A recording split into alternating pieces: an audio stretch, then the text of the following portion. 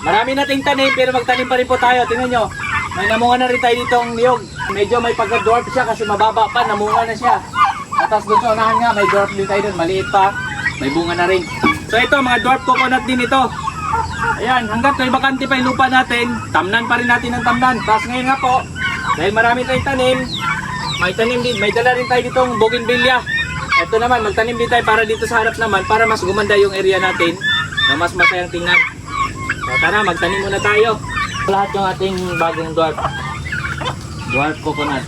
Ito naman, kami lang nagpatubo nito kasi may mga dwarf coconut na kami sa kabila. So, ngayon, tatanim natin. Up, lang, baka Hira.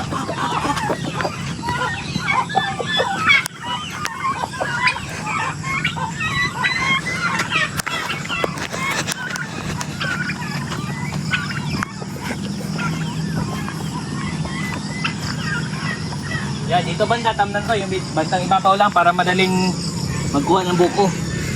Yan tayo bababa. Pag namunga siya, may buko na din kukunin. Unang dwarf natin, dito natin itanim.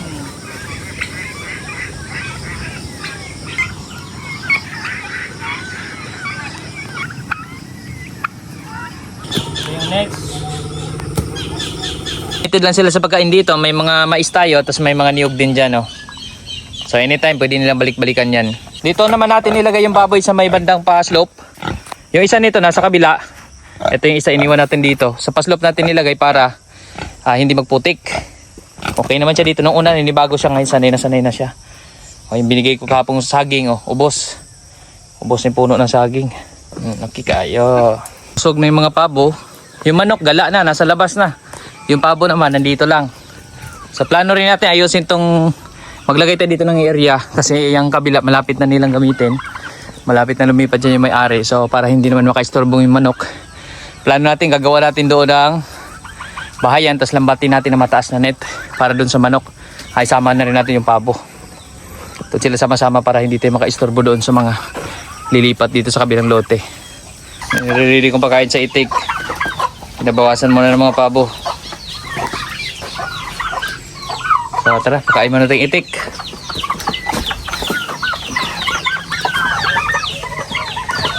Dito naman po tayo.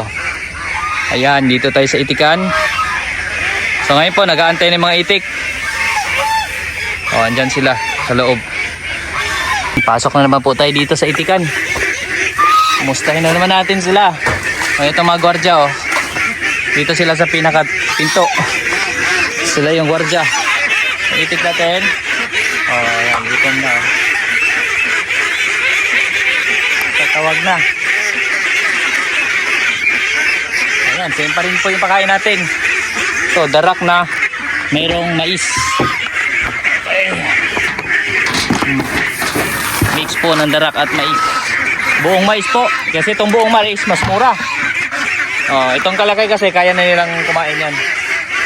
Yung iba, dito po yung iba itik. Hindi na muna po ako nakuha ng kangkong. Yun naman ay tuloy-tuloy yung pinapakain. Oh. Mataba naman po sila. Yun po yung katawan nila. Oh. Maliliksi, mataba, at wala naman pong namatay. Ito po, di na ako nagpaagos ng tubig. Kaya tuyong-tuyo na dito. Maganda naman kasi wala na putik dito. Hindi na nila iniinom yung putik dyan. So ngayon, doon na sila iinom sa kabila. Yan naman, binuksan na natin dyan. Tapos may kanal po kasi dyan na tuloy-tuloy po ang agos niyan. Po, may tubig po dyan. May agos po ng tubig. So, accessible na nila yan. So, sa ngayon, siguro, sanay na sila dyan kasi wala namang nauhaw. Tingin ko lahat naman ay nakakainom na. O yan, libre na. Wala natin gagamitin solar. Kuryente, wala na. Kasi pasok na sila dyan.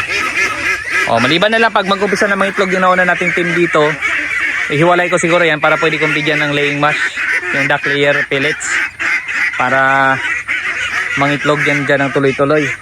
Kahit pa paano, may kakuha man lang tayo ng siguro mga 10 hanggang 20 itlog araw-araw. Pwede na. Doon sa mga naunang malaki na. Kasi sa ngayon po, so far naman, naghihiwalay sila. Ay yung mga maliliit, isang team sila, dito sila. Paggabi na, dito sila umuwi. Diyan. Habang yung mga malalaki naman nating nauna, dito sila sa ilalim, sa loob dyan. Diyan sila umuwi. Ayan o, yung team na yan o. O, ayan o. O. Yan yung team ng mga malalaki o. Walang halong maliit o. So sila yung team ng malalaki. So ngayon pakainin muna po natin. Sila, doon na nag-antay sila kasi doon tayo madalas papakain. Nandun na sila. Antay na sila. Tingnan nyo po dito yung mais na binibigay natin sa kansa na hindi kinakain, nabubuhay. So kinakain naman nila yan pag buhay na. Dun sa gilid po may mga nabubuhay din. Mga damo pala yan, iba dyan. May pagkain yung mga gansa rin natin dyan. Ito na yung ating inihandang pagkain ng mga itik. So, mix ko lang po itong mais at darak.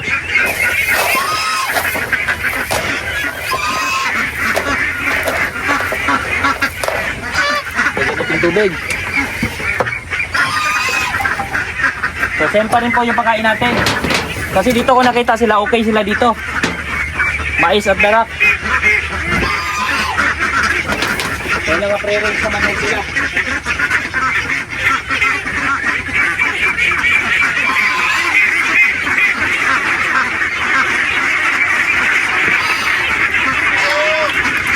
I-mix lang natin po. Tubig.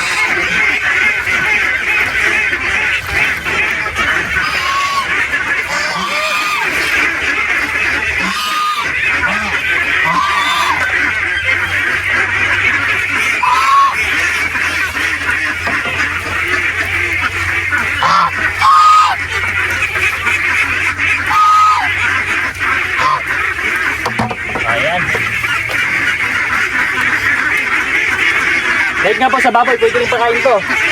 Kasi mga inahing baboy naman dati, ganito rin pakain namin, yung naka-pre-range. Pag pre-range kasi, goods na to. Lalo na hindi lang naman sila nakapokus sa ganito lang, sa pinakain nila.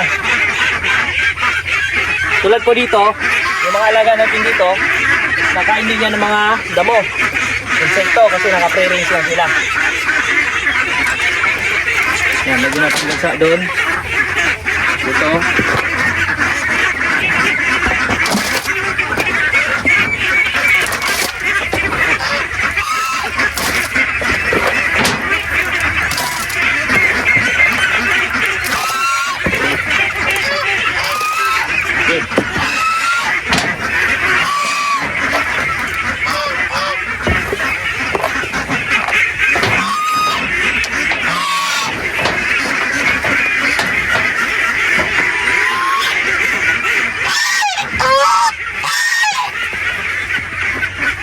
Bigat. Tara. Kain natin doon sa itik.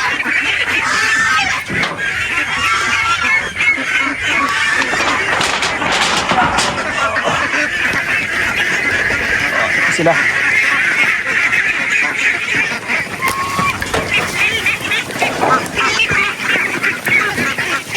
Ano po? Hello? Ayan. Sumugod na sila.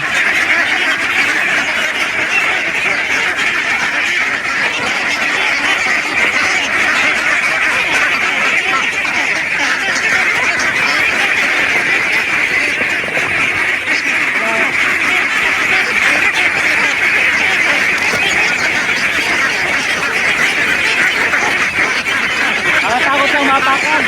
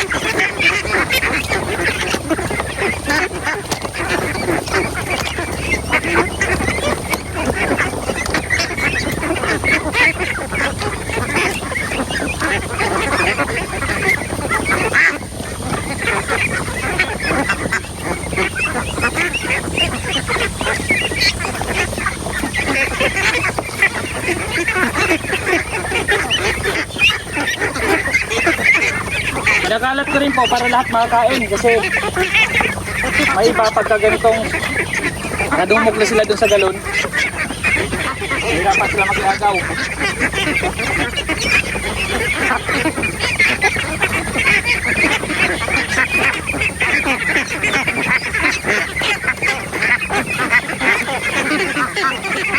So ngayon po, ito yung nasa 10 kilo yung pinakain natin ngayon.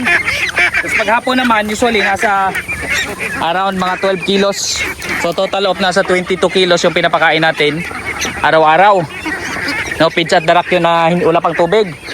Pero pag may tubig na, mas mabigat na. So yun yung aking pinapakain kasi ito naman sila ay nasa higit 200 piraso lang. No, dati nasa 300 to. Kaya namamatayan to. So tapos po lang kumain ay nandyan na sila oh, sa may tubigan. Ito kasi may tuloy-tuloy na agos ng tubig dyan dahil may bukal sa ibabaw.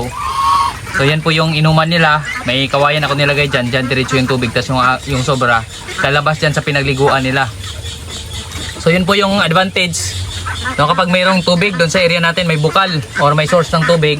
Yung iba naman ginagawa nila ng pool yan. Ginagawa nila ng sementadong pool. Tapos yung tubig nilalagyan din nila ng tangke para pwede nila paghusan ng tubig ng tuloy-tuloy dahan-dahan na agos. No, kapag walang bukal naman malaking tangke. O ayan. Yung mga itik natin matapos kumain. Yung iba nandun pa oh. May nakakain pa sila ng mga sobra-sobra. Ayan. Kasi iba nandito na. Sobrang saya talaga nila pag may tubigan. Yan ang kasiyahan ng mga itik ko. So yan naman kanal, pinalakihan ko lang tong kanal na to. Kasi nga dyan may agos ng tubig lagi. No, kahit nga ngayon magiging parang madumi siya tingnan. Dahil ngayong lupa sa ilalim nagagalaw. Maya maya yan, pag alis nila dyan, lilinaw na naman kasi yung tubig ko laging umaagos. So hindi naman siya nagpuputik. Tapos yung agos niyan, pababa naman yan doon sa may kangkungan. So naging fertilizer naman yan ng kangkong natin doon sa baba. Ayan o. Matapos silang kumain, ayan na. Siguro ito ay more or less yung bilang pala nito. So, ilagay lang natin mga 200 plus, mga 250. Kasi dati halos 300 ito. Eh marami nga namatay. So more or less mga 250 piraso to. So ang pakain naman natin since may mga maliliit pa, nasa 20 to 25 kilos per day. Yung pakain ko sa nila nung mais at darak. Since free range naman sila, so hindi ko sila masyadong pasobrang busog din naman. Para maghanap din naman sila ng paraan para kumain ng mga damo na meron dyan sa paligid. Mga damo, insekto, yan, kinakain nila yan. May mga asola nga dyan eh. Hindi kinakain nila yung mga... Kasi dati may fish pond dyan na sinalin natin sa lambat na may asola din. So yun, kinakain din nila yun doon. Mga itlog ng kohol, mga kohol. Minsan may nakita ko dito may dala-dalang suso. Kinakain din nila yan. Marami silang nakakain pa dyan. So yan po, sakop po nila yung lambat na yan. Nilalambat po natin yan. Nilambat po hanggang doon sa dulo. Ayan po, yung may mga kahoy na yan. Yung may mga nilagay natin ko ano. So hanggang dyan po yung lambat. Pero yung lupa na to, abot pa to hanggang doon sa dulo. Yung may kahoy doon sa dulo naman, yung puno na nakatayo dyan sa gitna. Hanggang dyan pa po ito. So po pwede pa tayo maglambat sa future kung meron tayong budget hanggang doon sa dulo. So, pwede natin sila ilipat or pag nag-extend tayo, kung gusto pa natin magparami ng itik, pwede pa natin silang lawakan yung area nila. So far naman, sa ngayon po, ngayong araw na to, ng pagbaba natin, wala naman tayo nakitang patay na itik at yung mga maliliit na itik ay nandito pa rin. Nakikita pa rin natin. So ibig sabihin ay intact pa rin, wala pa rin nabawas. So ang kuan lang dito, ang pinaka delikado lang dito kung pagpunta natin, halimbawa napasok ng aso kasi may chance pa rin po mapasok ng aso to dahil nga dun sa lambat natin ay hagwire ang gamit natin dyan sa malawak na lambat. Tapos nilagyan lang natin ng net. So may chance mapasok ng aso. Pero dito naman, tiwala naman ako. Sana okay naman kasi marami nag-iitik dito. So medyo sanay naman yung mga aso sa itik. No, ang nakakatakot kasi tulad dun sa kabila namin dati, nung nadali yung mga pato namin. Kasi yung mga aso doon, hindi kilala yung itik, akala nila mga ibon. So may mga aso kasi sanay manghuli ng ibon. So once nakakita ng ganito, hinuhuli nila. No, so yun yung ginawa hanggang sa nadali pati yung kambing namin dati. Kasi hinuli nila yung ibon, tapos may nakita silang kambing at minsan lang din sila makita ng kambing, di nila kilala. So pati yung mga kambing dati, grabe, dinali ng mga aso. Naligaw ng mga aso yon doon sa area namin kasi doon may malapit kasi doon na tapunan ng basura ng galing sa city, no, where yung mga aso na ligaw nandoon nakatira. So umalis sila doon, tapos pupunta sila halimbawa sa mga farm. Pag ma-access nila, so kung ano yung nakikita nila, ayun, kawawa, nadadali. Dito naman malayo po to doon sa area, no, tsaka ito ay more on palayan, so marami ditong mga itikan din. Doon sa harap, doon sa dulo, ang mga nito, mga magulang nitong itik nating huling binili ay nandun sa kabila. O doon, oh. Doon sa dulo na yan. Diyan sa tawid ng kalsada. Diyan natin na nabili. Kaya taga rito rin itong mga itik natin. Mga taga rito rin banda. No, so diyan sa unahan, meron din mga nag-aalaga ng itik dyan. No, sa nakikita nga natin dyan madalas, yung itik nila pakawala. Binabantayan lang nila, ganun sila kasipag. Pero ang lalaki din naman ng kita nila kasi yung pinagbilhan ko ng unang batch ng itik, no, dyan yun sa katabi naman, dyan sa unahan, sa kabila. So nakikita ko lang yung itik niya dati dyan, pagbaha, dyan lumalangoy, pero binabantayan nila. So ang maganda naman dyan sa kanila, sobrang tiyaga nila, binabantayan nila, so kahit hindi na sila mag-feeds, nagpipid sila pagkatagtanim ng palay, kasi hindi po din pakawalan yung itik. Tapos binabantayan nila yung itik nila na naka-frame kain kasi tag-ani. No, pumupunta yan dyan sa mga palayan. So nangain ng mga palay yan, ng mga sobra-sobra dyan, mga leftovers, mga kuhol, mga lahat mga insekto na meron. Kaya busog yung itik. Pagka uwi sa gabi, sa hapon, nangingitlog siya kinaumagahan. No, kasi busog kahit hindi mo napakainin ng feeds. Pero siguro ano rin yan, binibigyan din ng konti yan para masana yung itik, para madaling pauwiin. No, so ayun yung kanilang paraan. So sa akin naman, nakikita ko nga, sobrang init. Nandiyan pa rin sila sa gitna. O yun nga, si kuya nandun yata. Siya yata yung nandun sa dulo. Tingnan natin yun. Kung kaya natin. Ayun o, yun. May naglalakad dun sa dulo. Yan, si kuya siguro yan yung nagbabantay ng itik. Ibig sabihin nandyan yung itik nila banda ngayon. Ayun, may malaki silang payong dun. So yan. Yan, may mga itik sila dyan. Binabantayan. So, eto naman, kumpara sa trabaho sa as employee, no, dati sa construction, nagtatrabaho kami, napakainit sa ibabaw ng mga gasoline station, lalo na sa Shell, yun yung project namin dati. Sobrang init. Arawan. Pero ngayon, kahit magbilad ka sa arawan, ayun lang yung na-realize ko, tulad nila, kahit nagbilad sila dyan sa arawan, pero mas malaki naman yung kanilang pwedeng kita, kasi yung itik nila, alam ko nasa 300 piraso yan. Eh kung mangitlog ng 200 piraso lang pagpalagay natin sa isang araw, eh times 12 yung presyo nila ng itlog dyan eh. 200 times 12. So napakalaki po. 200 times 12. 2,400 siguro. No, isang araw yan. Pero nang wala halos puhunan kasi yung itik kumakain ng mga damo. So napakalaki. Kung palagay natin dalawa sila o hati sila. So okay din. No, so bawas lang yung kuan, tulad nitong pagpapalaki pa lang. No, yun yung sakripisyo dito, pinakamalaking sakripisyo yung pagpapalaki natin. Kasi po malaki-laki din ang gastos talaga kahit nga ngayon nagmais tayo at darak kung wala tayong tanim na sariling mais. No, bumibili tayo ng mais tulad nito, may siyam na sako ang binili dati. Yung ngayon yung batch ngayon na mais ko, siyam na sako yun. So inabot din yun ng halos 10,000. Kasi 20 pesos per kilo dito sa lugar namin. No, minsan naman mababa din yung presyo ng yellow corn. Minsan dati nakakabili kaming 12 pesos per kilo. No, ngayon 20 pesos per kilo. Pero ayan, binibili ko na kasi kailangan ko dito sa itik. Nabili na ako ng marami, siyam na sako yung binili ko. So yun naman, abot yun ng higit isang buwan. No, kumbaga mga around 2 months siguro. Kung titipirin ko baka 2 months kaya pang umabot. Kung kuan man, tapos haluan pa yun ng darak. Bumibili din ako ng darak dun sa gilingan ng palay. Dumadaan ako dun lagi pag mayroon silang darak. Ayun, dinadala ko rin dito. Kasi mas mura ang darak, 10 pesos per kilo lang. So parang sa isang kainan nila, sa isang araw na kainan, kung halimbawa, nasa 10 kilong mais, tapos kahit 15 kilos na darak, eh nasa kuan din, kung 10 times 20, so 200 pesos plus 15 kilos na darak, 150. So nasa 350 pesos per day ang gastos, no? Sa ganong kuan ratio ng paghahalo.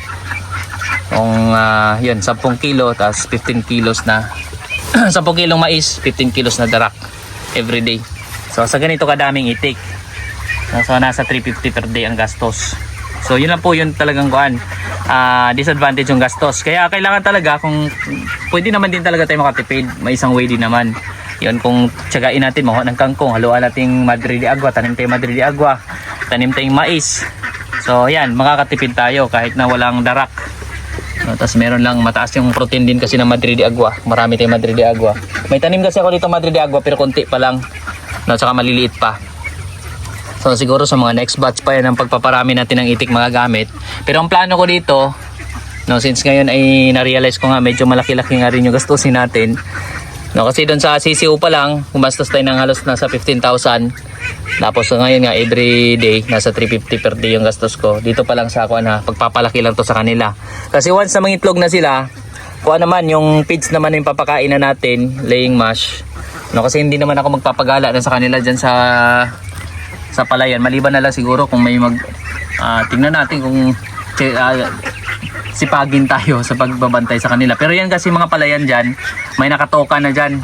Kumbaga, meron na silang usapan dyan ng may-ari ng palayan at yung nag-aalaga ng itik na sila yung magpapagala dyan. So tayo, dito lang tayo. Tingnan natin kung anong diskarte pwedeng gawin. Pwede tayo mag-alaga ng maraming kuhol, mga suso. Tingnan natin, marami pa po talaga tayong kailangan diskarteng gawin dito para medyo makalis tayo. Pero okay din naman kung feeds naman pakain natin, okay lang. Kasi kung everyday naman ang itlog yung itik, tas meron naman tayong pagdadalahan ng itlog nila na maayos, di okay lang kasi makabenta tayong itlog. Kung pagpalagay natin makabenta tayong itlog halagang 2,000, tapos 1,500 yung gasto sa feeds, o may 500 tayo per day, pwede na rin. Diba, yun yung sa akin, tinitingnan ko, pwede na rin kung sakali. Malaking bagay na yun pagka naipon natin. So marami pong diskarte. Sa sunod siguro ay isa rin sa tinitingnan ko. Etong area na to, kung halimbawa makuha na yung mga itik to, malinis na nila yan, magiging putikan na, lilipat natin sila ng lambat, maglambat tayo sa kabilang area, tapos tamna natin to ng mais. Makailang sako din tayo ng mais niyan, matagal din maubos. Kahit na mag-alaga tayo ulit ng maraming itik, hindi na tayo masyadong gagastos na malaki. Pwede na naman kasi na purong mais, kung purong mais ang meron tayo, para di natin bibili ng darak. Kung marami tayong mais, pwedeng purong mais na ibigay natin, tapos free range naman sila. So isa yun sa tinitingnan natin, tamna natin ng mais, tapos lipat sila, tapos sunod doon naman sa likod banda, kasi dito meron pa din dito ito yung part na yan, yung kabila meron pa dyan. Yung lambat natin dito lang to banda, so meron pa tayong pwede ilambat dyan. Hanggang dyan kasi tayo sa may mga kahoy na yung mga dahon ng mangga, hanggang dyan po yung area na po pwede pa natin paglagyan. Malay natin, kasi nga sabi ko nga dati pagka pinasok ko ito, hanggat maaari talagang kuhan natin, i-maximize natin kung ano yung resources na meron dito, para po pwede din natin kuhanin dito. Malay natin dito natin makuha yung pang-fully paid natin sa lupa. Kasi itong lupa na ating ginagamit ngayon, hulugan natin to. Every month ang gubayad tayo dito. Hanggang sa matapos 2 years yung kontrata namin. Ang halaga nito is 1.1 million. Itong parte ng palayan tsaka yung manggahan. Bukod to yung sa ibabaw, yung may kubo. Ayun kasi fully paid na yon, okay na yon. So ito na lang yung ating hinuhulugan. Sa awa ng Diyos, si Lord ang bahala.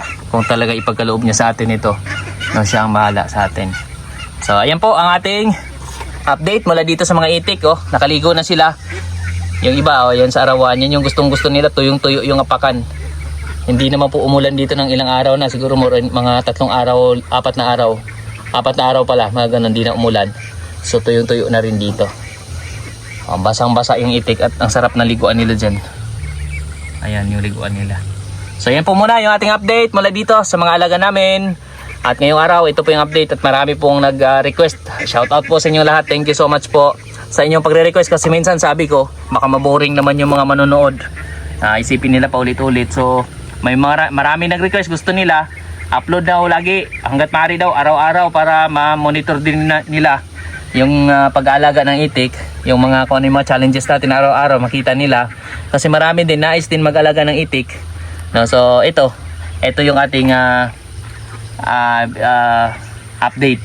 Pinagbigyan natin yung mga request. Marami kasi nag-request. So maraming salamat din po sa inyong lahat, sa inyong panonood. Thank you for watching po. God bless you all po.